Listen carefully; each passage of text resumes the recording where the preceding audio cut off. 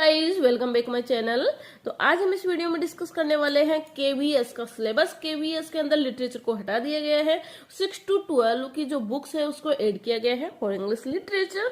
तो हम उसके लिए टॉपिक वाइज पूरा कोर्स करने की कोशिश करेंगे। तो फर्स्ट जो हमारा आज होगा वो है portrait of lady. Portrait of lady है जो खुशवंत सिंह के द्वारा लिखी गई है, जो एक इंडियन ऑथर थे जिन्होंने बेस्ट और वेल नोन राइटिंग की थी ट्रेन टू पाकिस्तान। ये बोर्न हुए थे पाकिस्तान में और डाइड हुए थे न्यू दिल्ली। और बोर्न हुए थे ये 1915 में, 2 फरवरी इन 1915, 2 फेब 1915 में इनका जन्म हुआ था। और ये डाइड हुए थे 20 मार्च 2014। अभी देखो हमें ये भी याद रखनी पड़ेगी क्योंकि इनके बारे में भी क्वेश्चन आ सकता है। तो एक चीज तो हम याद कर लेंगे, इनका बर्थ कब आता है। बर्थ आता है फरवरी में और इनकी डेथ कब हुई थी, मार्च में, 1 महीने बाद ही हो गई थी। लेकिन सन हमें याद रखनी है 1915 और 2014। ओके, अब डेट का याद रखना है 2 फरवरी और 20 मार्च। 2 के 0 लगा दे तो ये हमारे जो एक याद करने का ट्रिक हो जाएगा हमें खुशवंत सिंह के बारे में। क्योंकि हम कितना याद करेंगे, बार बार हमें कोर्स करने का शायद टाइम ना मिले। तो एक ही बार में हम जितना हो सके दोबारा हमें नहीं पढ़ना पड़े एक टॉपिक को, तो हम एक टॉपिक को एक ही बार में कंप्लीट कर देंगे। ओके, इसके अंदर जो खुशवंत सिंह है इन्होंने बहुत ही अच्छी तरीके से जो कहानी बताई है, ऐसा लगता है जैसे कि वो कहानी नहीं बता रहे, हम सजीव चित्रण उसका देख रहे हैं। ओल्ड जो लेडी है, ये पोर्ट्रेट ऑफ लेडी है, ये है खुशवंत सिंह की ग्रैंड मदर। इसके अंदर बॉन्डिंग दिखाया गया है ग्रैंडसन और ग्रैंड मदर के, एक बेस्ट बॉन्ड रहता है। और हमेशा हम देखते हैं कि हमारे भी जो ग्रैंड मदर ग्रैंडसन में बहुत सा एक अफेक्शन एंड बॉन्ड देखा जाता है, जो धीरे धीरे आजकल कम होता जाता है, लेकिन जब भी होता है तो स्पेशली होता है। आजकल कल हम ये चीजें नहीं बोल सकते, जहां पे है वहां पे बॉन्ड है, जहां पे नहीं है वहां नहीं है। तो हम फोकस करते हैं हमारे टॉपिक पे। ये ए पोर्ट्रेट ऑफ लेडी है, इसके अंदर खुशवंत सिंह ने अपनी दादी का एक सजीव चित्रण किया है। उन्होंने बताया है कि उनको देख के लगता नहीं है कि वो बूढ़ी हो चुकी है या फिर कभी जवान थी। सॉरी, उनको देख के लगता नहीं है कि उनके पहले जवान थी। तो वो उनके चेहरे पे चित्रण करते हैं कि उनकी जो स्किन है वो झुर्रियां पड़ गई है, उनके चेहरे पे जो है वो चांदी की लटें आ रखी है और उनकी स्माइल भी अलग है। वो झुक के चलती है और एक हाथ यूं पीठ पकड़ती है और दूसरे हाथ से शायद वो कुछ लकड़ी वगैरह लेके चलती रहती है। लेकिन फिर भी ऐसी कंडीशन में होने के बावजूद भी वो ग्रैंडसन का पूरा ध्यान रखती है, क्योंकि जो ये लेखक है खुशवंत सिंह है, इनके जो पेरेंट्स है वो शहर गए हुए होते हैं और ये गाँव में अपनी दादी माँ के साथ में रहते हैं। तो दादी माँ इनको तैयार करती है और सुबह स्कूल के लिए जगाती है पहले और उनको तैयार करती है और बासी रोटी और घी और शक्कर देके उनको स्कूल छोड़ने के लिए स्कूल तक जाती है।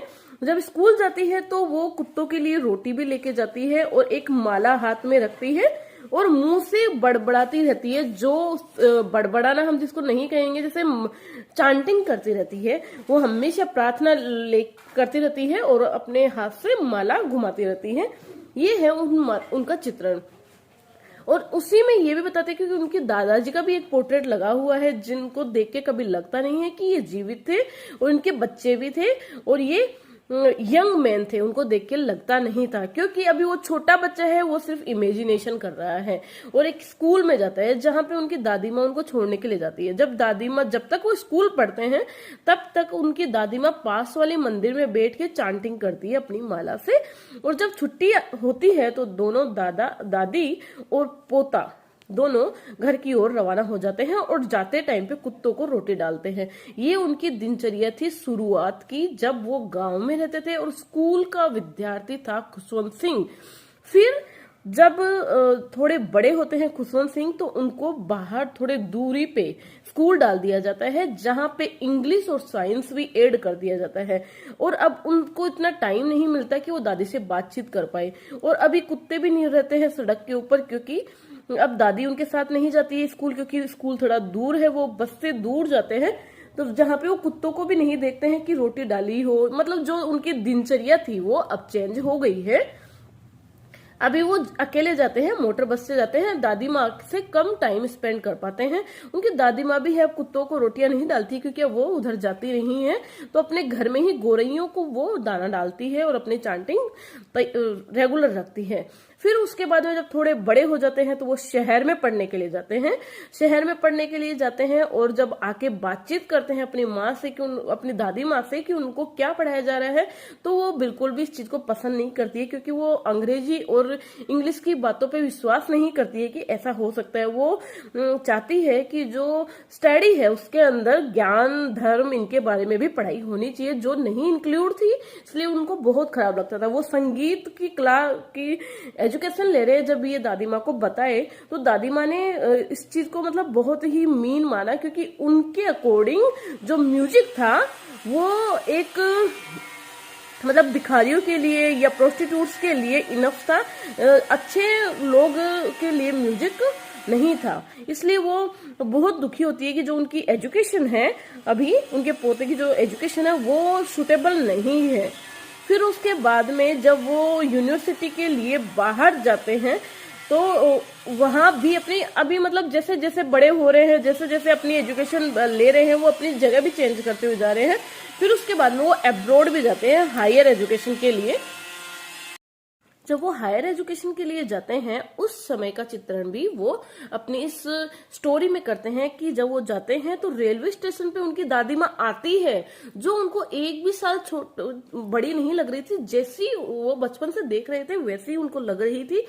लेकिन अभी वो कुछ बोल नहीं रही थी, सिर्फ अपने मुंह से चांटिंग करी थी। चांटिंग करते हुए उनका फोरहेड किस किया और उनको दुआएं दी, विशेष दी और उनको रेलवे स्टेशन के ऊपर विदा कर दिया। अभी वो सोच रहा था कि सोच रहे थे खुशवंत सिंह कि उनकी दादी माँ की जो स्थिति है वो शायद ठीक नहीं है, शायद वो जीवित भी ना रहे जब तक वो वापस आए। लेकिन जब वो 5 साल बाद में वापस आई तब उन्होंने देखा उनकी दादी माँ जो थी वो वेटिंग कर रही थी फॉर हिम, और बहुत ही मतलब उनको बूढ़ी नहीं लग रही थी लेकिन बहुत ही शिथिल हो गई थी। उन्होंने उस दिन पूजा नहीं करी, सिर्फ ढोल नगाड़े बजाए, जैसे कि कोई एक वीर योद्धा वापस अपने घर को आया है। उस खुशी और उल्लास में वो बजाती है ढोल नगाड़े, खूब खुश होती है। लेकिन फिर उसके बाद में वो बिस्तर पे लेट जाती है और फिर वो याद दिलाते हैं कि शायद दादी माँ आपने आज माला नहीं जपी है, आज आपने प्रार्थना नहीं करी है, शायद आप वो कर लीजिए तो आपकी तबीयत ठीक हो जाएगी। फिर उसके बाद में वो वापस माला लेती है और उनके होठ हिलते हैं फॉर चांटिंग प्रेयर। फिर उसके बाद में धीरे धीरे उनके होठ हिलना बंद हो जाते हैं, उनके हाथ से माला छूट जाती है और दादी माँ डेड हो जाती है। तो ये ब्यूटीफुल सा सुंदर चित्रण जो किया है खुशवंत सिंह ने, वो इसमें किया है पोर्ट्रेट ऑफ लेडी, जो बहुत ही पढ़ने में बहुत ही यूनिक है और इम्पोर्टेंट है फॉर केवीएस। और इसके जो क्वेश्चन है वो है खुशवंत सिंह कब बोर्न हुए। खुशवंत सिंह के 3 फेज आए थे जो दादी माँ के साथ थे। फर्स्ट फेज ज्यादा था, बाद में वो साथ में नहीं थे, लेकिन बॉन्ड ऐसा था कि वो अब्रॉड जाने के बावजूद भी, उनकी स्थिति एकदम कमजोर होने के बावजूद भी दादी माँ तब तक जिंदा थी जब तक वो वापस नहीं आए। ओके, अगर आपको अच्छा लगे तो please subscribe my channel, share my videos. आगे ऐसे ही वीडियो पाने के लिए प्लीज आप मेरे चैनल को सब्सक्राइब कर दीजिए। Thank you very much.